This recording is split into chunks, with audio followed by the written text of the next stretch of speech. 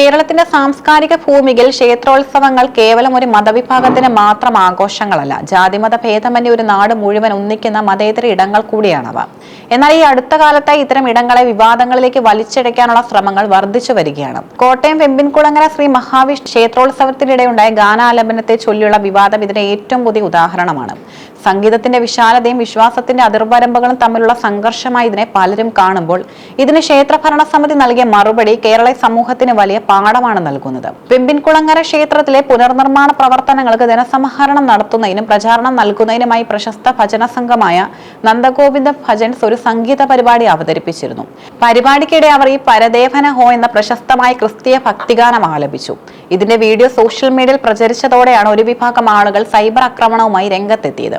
ഹിന്ദു ഐക്യവേദി അധ്യക്ഷ KP ശശികല ഈ വിഷയത്തിൽ നടത്തിയ പ്രതികരണം വിവാദത്തിന് എണ്ണ പകരുകയായിരുന്നു.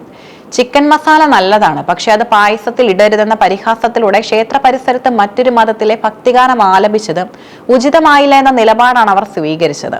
എന്നാൽ ഈ വിമർശനങ്ങളെല്ലാം വരുന്നത് പുറത്തുനിന്നുള്ളവരിൽ നിന്നാണെന്നും നാട്ടുകാർക്കിടയിൽ യാതൊരു പരാതിയുമില്ലെന്നും ക്ഷേത്ര ഭാരവാഹികൾ വ്യക്തമാക്കുന്നു. വിവാദങ്ങൾ പുകയുമ്പോൾ നിശബ്ദരായിരിക്കാനല്ല ക്ഷേത്ര ഭരണസമിതി തീരുമാനിച്ചത്.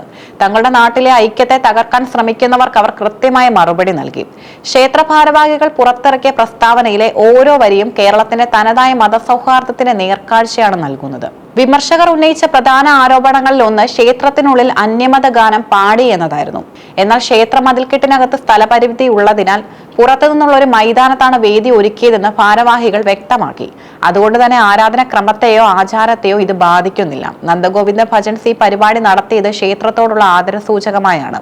ക്ഷേത്ര നിർമ്മാണത്തിനായി അവർ ഒരു രൂപ പോലും പ്രതിഫലം വാങ്ങാതെയാണ് ഈ സേവനം ചെയ്തത്.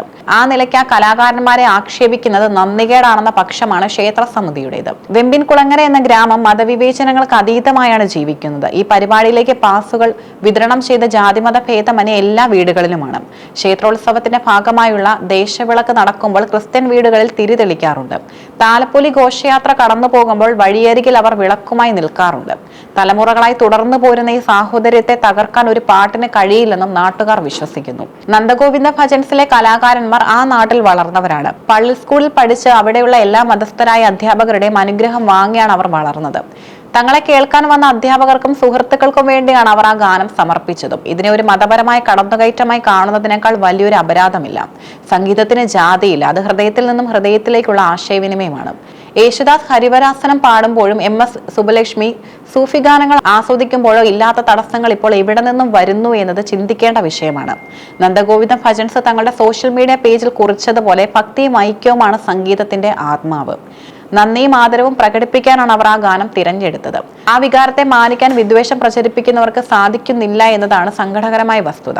സോഷ്യൽ മീഡിയയുടെ കാലത്ത് ഏത് ചെറിയ സംഭവത്തെയും വർഗീയവൽക്കരിക്കാനുള്ള പ്രവണത ഏറി വരികയാണ്. ക്ഷേത്ര ഭരണസമിതിയുടെ നിലപാടിനെ പിന്തുണയ്ക്കുന്നതിനേക്കാൾ വേഗത്തിലാണ് വിദ്വേഷം പടർത്തുന്ന കമന്റുകൾ പ്രചരിച്ചത്. എന്നാൽ ക്ഷേത്ര കമ്മിറ്റി സൈബർ ആക്രമണങ്ങൾക്ക് വഴങ്ങാൻ തയ്യാറല്ല. തങ്ങളുടെ ദേശത്തിന്റെ ശാന്തിയും സമാധാനമാണ് വലുതെന്ന് അവർ ഉറപ്പിച്ചു പറയുന്നു. ബാഹ്യമായ ഇടപെടലുകൾ വഴി ഒരു ഗ്രാമത്തിന്റെ സമാധാനം കെടുത്തരുതെന്ന അവരുടെ അഭ്യർത്ഥന എല്ലാ മലയാളികൾക്കുമുള്ള ഒരു മുന്നറിയിപ്പാണ്. ക്ഷേത്രങ്ങളിൽ നടക്കുന്ന കലാരൂപങ്ങളിൽ മാറ്റങ്ങൾ വരുന്നത് ആദ്യമായല്ല. ആചാരപരമായ കാര്യങ്ങളിൽ കർക്കശമായ നിയമങ്ങൾ പാലിക്കുമ്പോഴും കലയുടെ കാര്യത്തിൽ ക്ഷേത്രങ്ങൾ എന്നും ഉദാരമായ നിലപാടാണ് സ്വീകരിച്ചിട്ടുള്ളത്. ഭാവതീവ്രമായ ഏത് സംഗീതവും ദൈവത്തിനുള്ള സമർപ്പണമാണ്. നവീൻ എന്ന കലാകാരൻ താൻ പഠിച്ച സ്കൂളിനോടും അധ്യാപകരോടും കാണിച്ച നന്ദിയാണ് ആ പാട്ടിലൂടെ പ്രതിഫലിച്ചത്.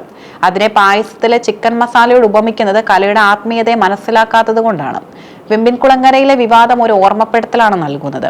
കേരളത്തിന്റെ സാമൂഹിക കെട്ടുറപ്പിനെ തകർക്കാൻ ശ്രമിക്കുന്ന പ്രവണതകൾക്കെതിരെ ജാഗ്രത പാലിക്കേണ്ട സമയമാണിത്. ക്ഷേത്ര ഭരണസമിതി കാണിച്ച ആർജവും അഭിനന്ദാർഹമാണ്.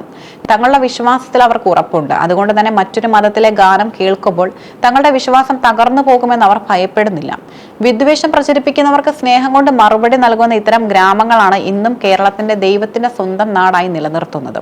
കലയെ കലയായി കാണാനും സംഗീതത്തെ സ്നേഹിക്കാനും മനുഷ്യരെ മനുഷ്യരായി പരിഗണിക്കാനും നമുക്ക് സാധിക്കണം. വെമ്പിൻകുളങ്ങര ശ്രീ മഹാവിഷ്ണു ക്ഷേത്രവും അവിടുത്തെ ഭാരവാഹികളും ഈ വിവാദത്തിലൂടെ കേരളത്തിന് നൽകുന്നത് ഐക്യത്തിന്റെ വലിയൊരു പാഠമാണ്. സൗഹൃദത്തിന്റെയും സംഗീതത്തിന്റെയും ആ ലോകത്ത് വിദ്വേഷത്തിന് യാതൊരുവിധ സ്ഥാനവുമില്ല.